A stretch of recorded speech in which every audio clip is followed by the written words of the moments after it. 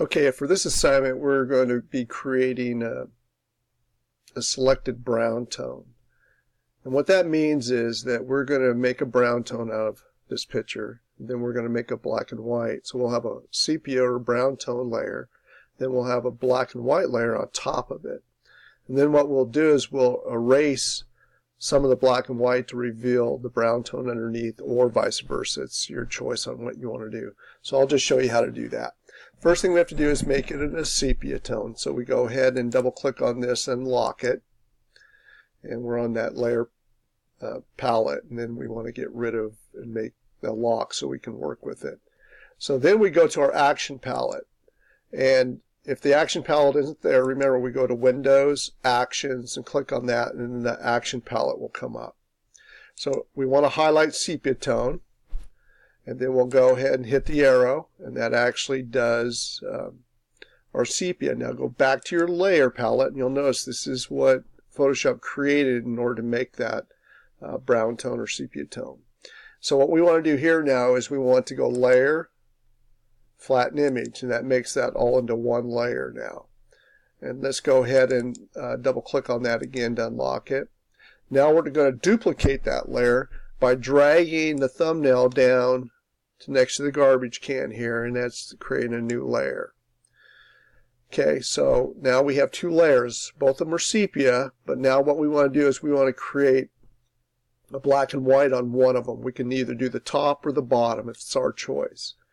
So we're going to go ahead and do the top because it's the one that's activated. So we're going to go Layer, Image, Adjustment, Black, White. And then the black and white menu comes up, and you could tweak these if you wanted to. It would just change the contrast of your picture. We're just going to say that's okay there. So now what I have is I have a black and white layer on top of a brown tone layer. Now what I'm going to do is I'm going to erase a portion of the picture to reveal the brown tone or sepia underneath it. And so I'm going to go ahead and go over here to my erase tool. And then I can control the size of that tool up here. So I can make it bigger or smaller. I can have a hard edge on it, or I can make it a soft edge. And that's controlled right here by the hardness. If it's up here, it's going to be a hard edge. If it's down further, it's going to be a soft edge. And right now, when I'm doing the middle part of this, I'm just going to make it so it's got a soft edge. I'm going to make it just a little bit bigger so it doesn't take as much time. So now what I'm going to do is I have my eraser, and I'm deciding that what I'm going to do is I'm going to make them brown tone.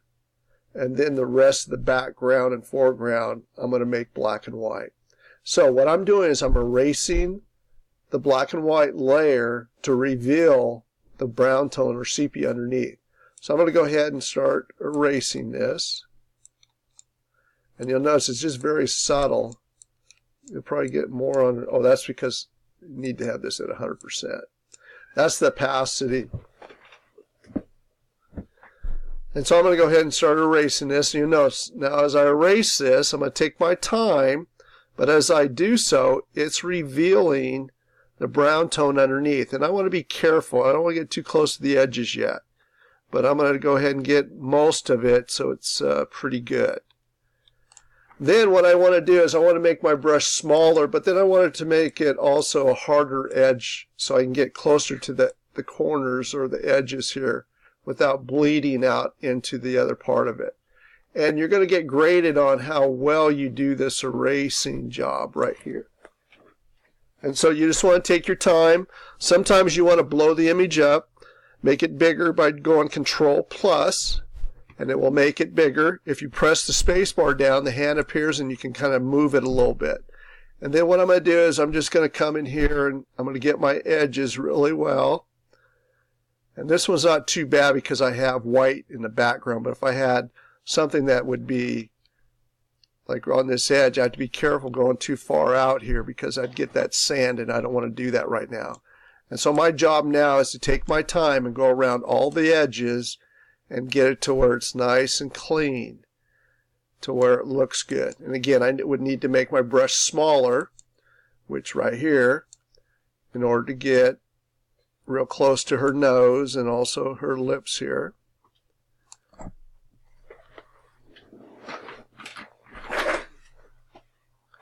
And so I want to just keep working until I have it all done. Like over here, I need to come really tight to this edge right here.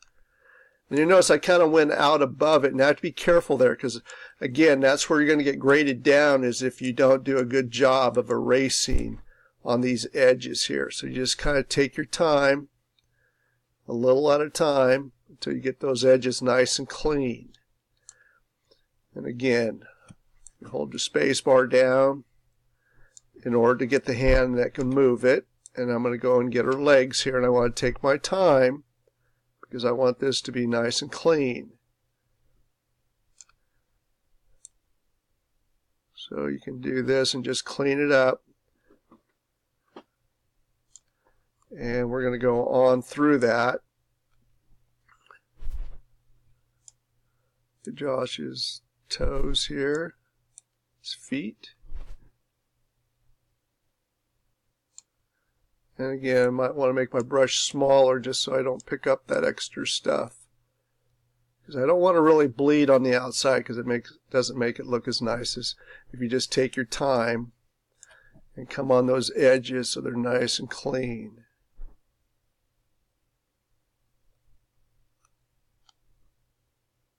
So it's taken me a little bit of time, but I'm going to end up with something that looks pretty nice.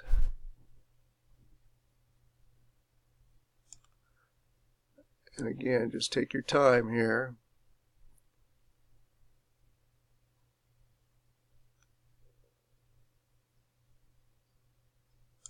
And I go Control 0, that will bring it back to so it fills my working area.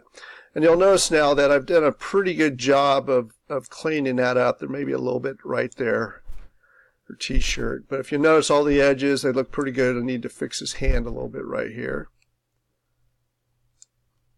Looks like I pretty much have it. But if you'll notice, the picture that I have